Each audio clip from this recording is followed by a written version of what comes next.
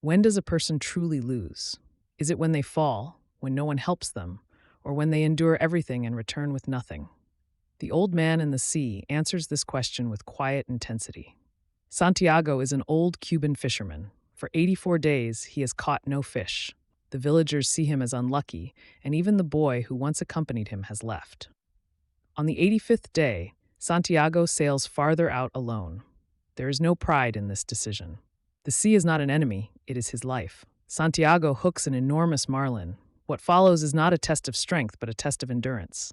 Days pass, his hands bleed, his body weakens, yet he refuses to release the line. He does not hate the fish, he respects it. This is a struggle between equals. Santiago declares, "A man can be destroyed, but not defeated." Defeat, for Hemingway, is not losing. It is surrender. Character is revealed not by outcomes, but by commitment. After killing the marlin, Santiago ties it to his boat.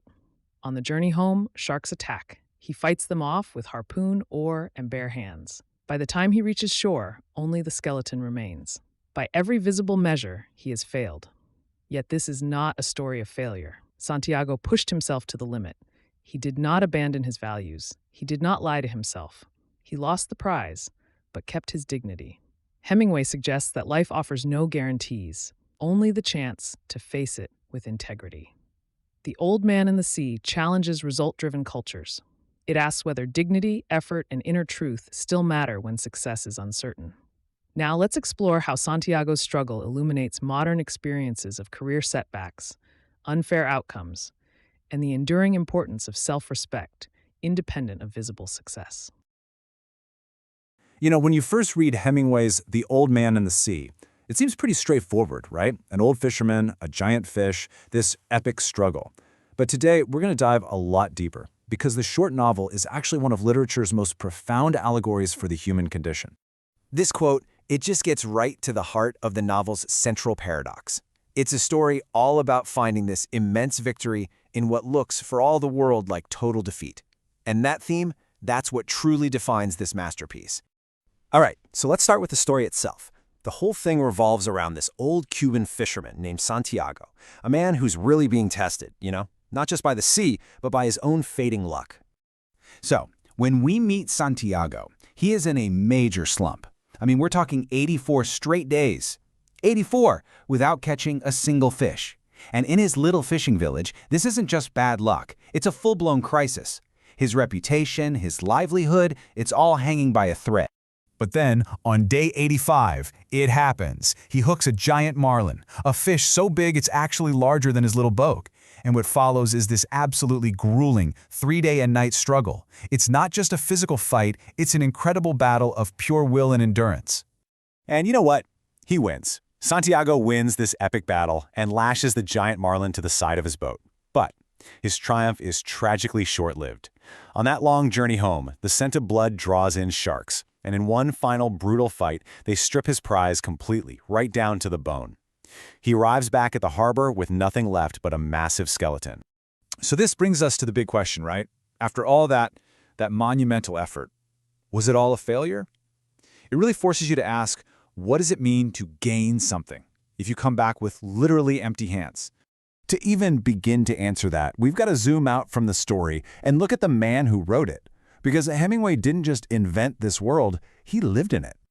You see, Hemingway didn't just, visit Cuba for a vacation. No, for over 20 years, this was his home. From his famous estate, Finca Vigia, he completely immersed himself in the lives of the local fishermen. He got to know their struggles, their pride, their deep, deep connection to the sea. And that firsthand knowledge, that's what gives this novel its powerful, authentic soul. He wasn't just writing about this world, he was a part of it. Okay, so to really get to the bottom of this novel's depth, we have to talk about Hemingway's unique writing style. It's a style that kind of forces you, the reader, to look beneath the surface. He had a famous name for it, the iceberg theory. So here's Hemingway's whole philosophy. He believed that a story is like an iceberg. Its real power isn't in the little bit you see above the water, it's in the massive 7/8 that stays hidden, beneath the surface. By deliberately leaving things out, details, explanations, he felt that the unstated stuff would hit you harder, making the story feel stronger and somehow more true. And The Old Man and the Sea?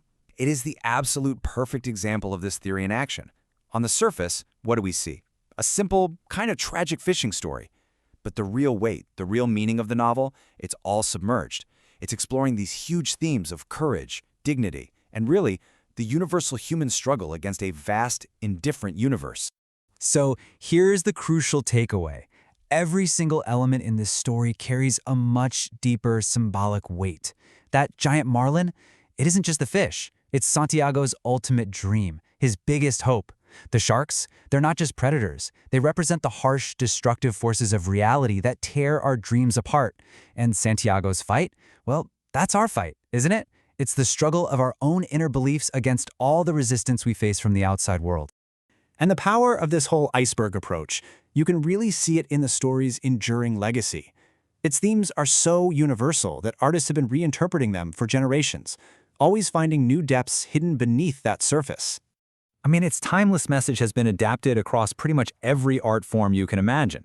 And there are a couple of powerful examples that really show you the incredible range of its influence. Okay, first up, there's this absolutely breathtaking, Oscar-winning animated film from 1999. It was made using this incredibly rare paint-on-glass technique. Get this, the animator and his son spent over 2 years hand-painting more than 29,000 individual frames.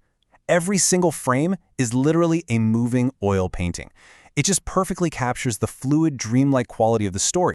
Now, in a complete 180, there's a 2025 opera that reimagines the story on a massive stage with 8 different pools of water. It brings in totally new themes like ecology and aging, and it even recasts Santiago's wife, a character who isn't even in the book, as an Afro-Caribbean sea goddess. Just think about that. It adds these incredible new layers of spiritual and cultural meaning. And that right there, that's the magic of Hemingway's story. Santiago's journey teaches us that real victory isn't about the material prize. It's not about bringing the fish home intact. No, it's about holding on to your grace and your dignity, even in the face of devastating loss. He wasn't destroyed by his failure. In a weird way, he was actually made stronger by it. Which leaves us with one last thing to think about.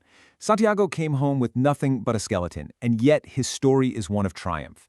So it makes you ask yourself, right, in our own lives, when we face our own sharks, our own setbacks, how do we measure what victory truly means?